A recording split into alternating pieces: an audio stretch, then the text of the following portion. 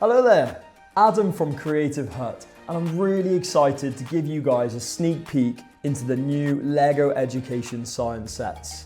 Lots of us are very familiar with the LEGO Spike range, Spike Prime and Spike Essential, to help develop coding skills. But now, LEGO Education have released a science product. Let's see what a lesson looks like.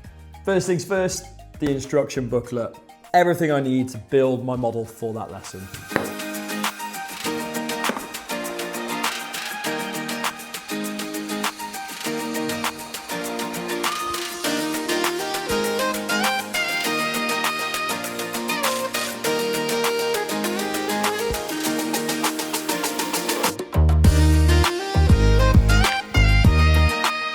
This model brilliantly demonstrates how vehicles can move without a motor, just like a soapbox car race.